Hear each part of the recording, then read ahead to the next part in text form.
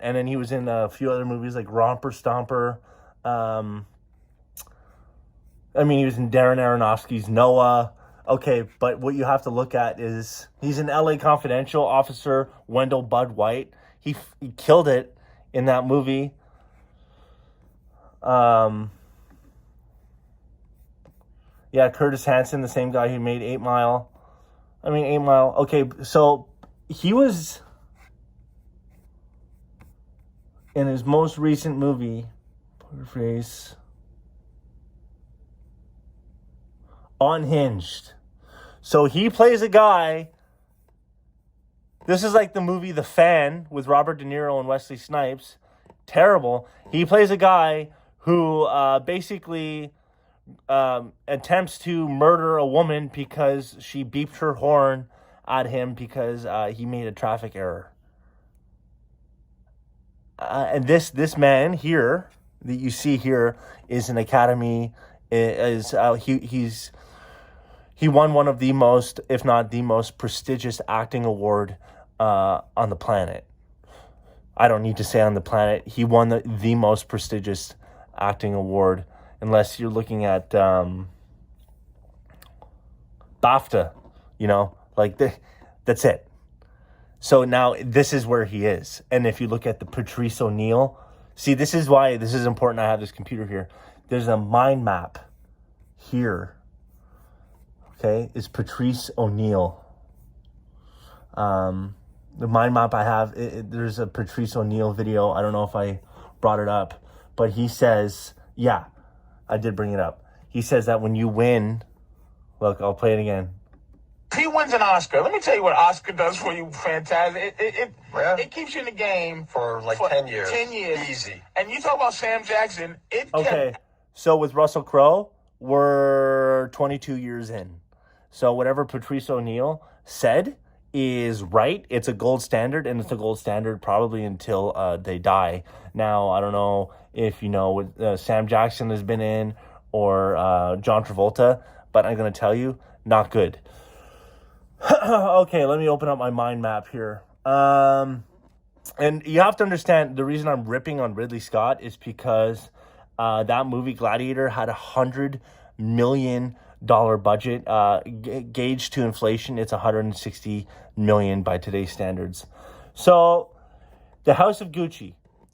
Now, the thing with House of Gucci is, this is a Ridley Scott movie.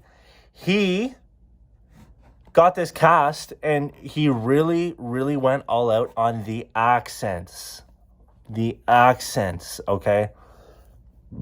The accents. Let's see.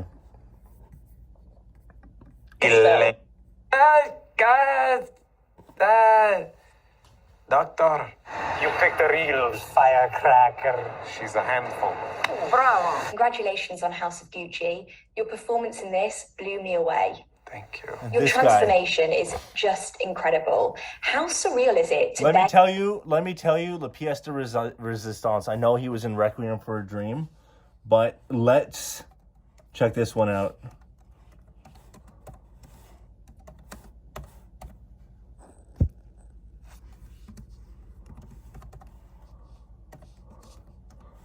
Okay.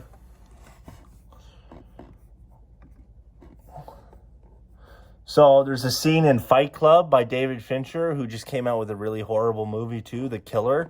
Probably one of the most boring movies. I didn't expect it from David Fincher. And I have this guy on Twitter who I keep joking around with. Shout out to Miami Vice apologist on Twitter. So there's a scene, and you can see it here. This is the best scene that Jared Leto has ever been in.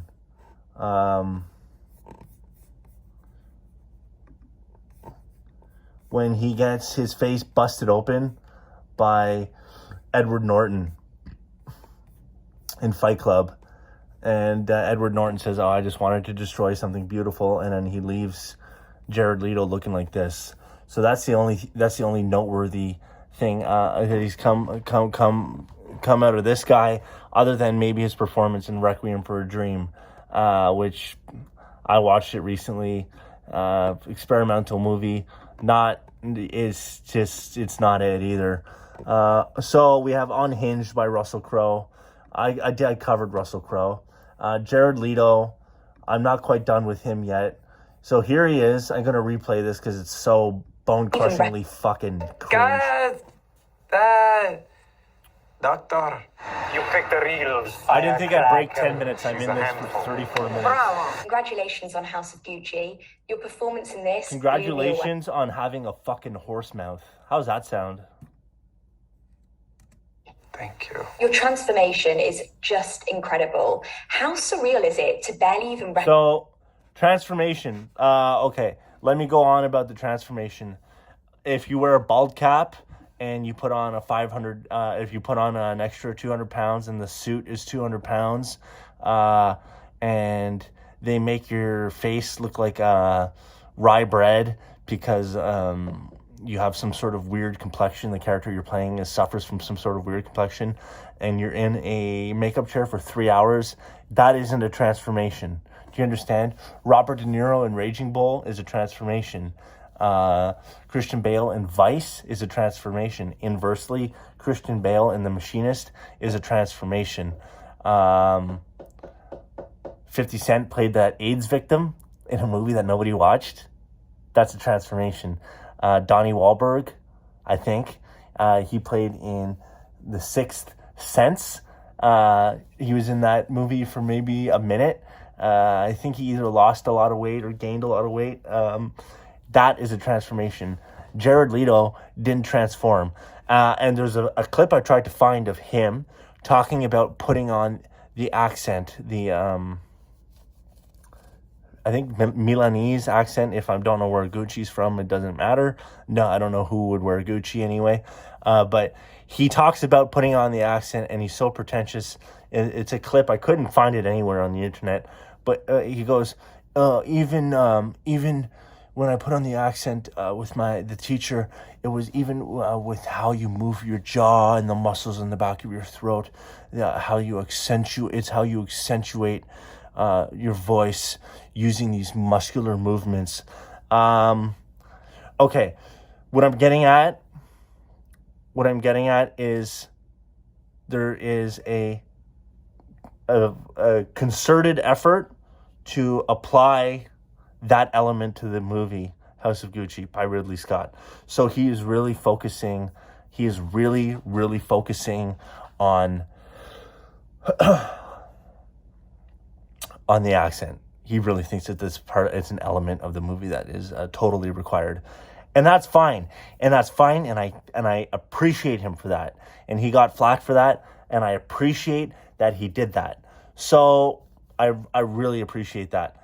I don't the fallout though is cringe like this.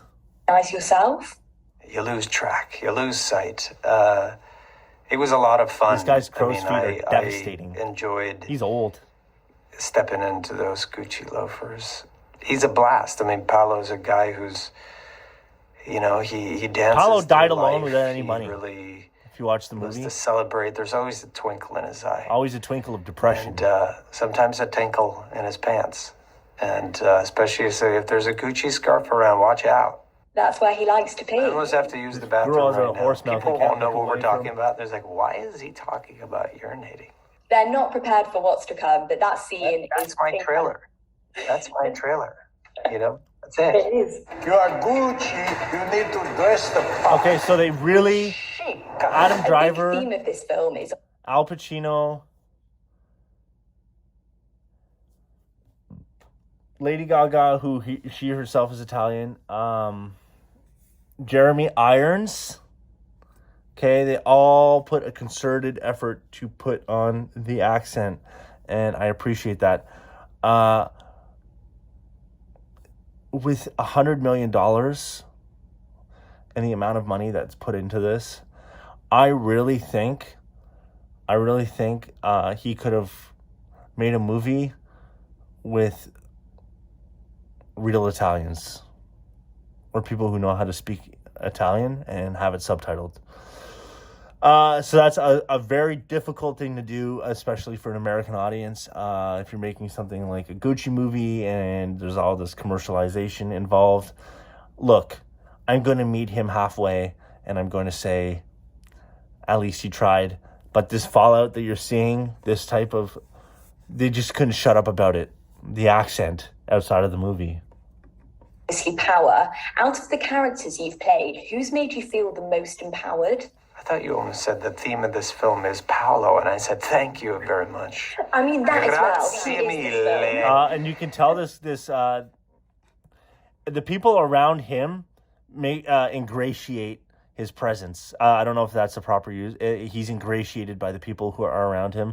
He's venerated, and if you've seen how he talks to if you see how he talks to like the people around him, weird audience, weird. How he talks to interviewers, weird. And this girl is creaming, so she doesn't mind. She'd go above and beyond for Jared Leto.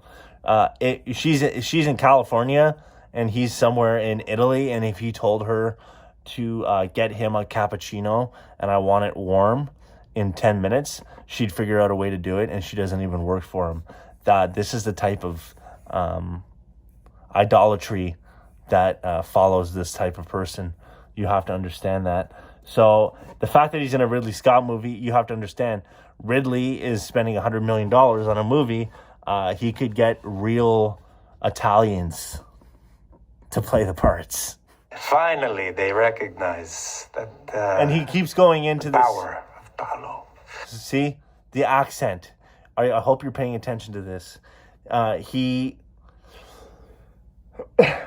keeps reverting to it because I guess it was such a big proponent of the movie, and he just can't help himself. This guy looks at himself in the mirror 10 times a day, drooling. That would be his cologne, maybe. It would either be called Paolo. If he had a cologne, it would be called Power. And just so you know, the guy that he played in the movie died poor and is a loser, and nobody liked him in his family. And he was insane, and he would talk to his birds. So, good job. You know,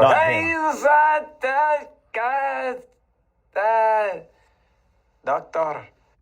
I was obviously saying wow, that a big you part can roll your R's. Good for you, bro. Doctor. Yeah, it takes power. Out of the characters you've played in your career, who's made you feel the most empowered? Oh, you want me to answer your question? I see what you're getting at. Guy to play him. He's full of song and dance and cheese. So I couldn't find a clip fully of him. Clothed in your back. He's talking about the accent and how he had to train his jowls and his jaw for the movement. And the reason I bring up the accent is because there's a movie out there, out in the wild.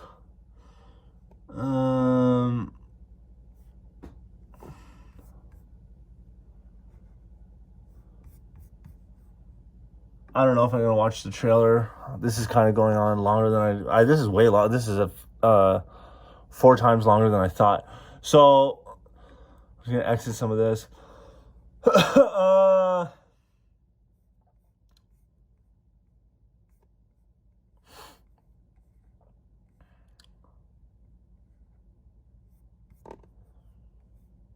So the list of inaccuracies in that Ridley Scott Gladiator, it continues and continues.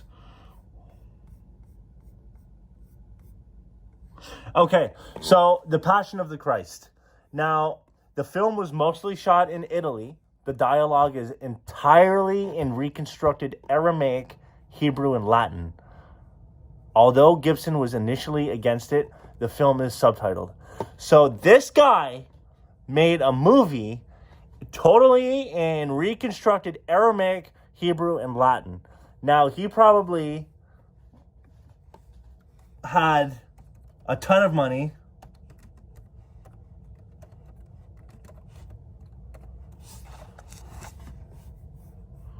So that had a $30 million USD budget.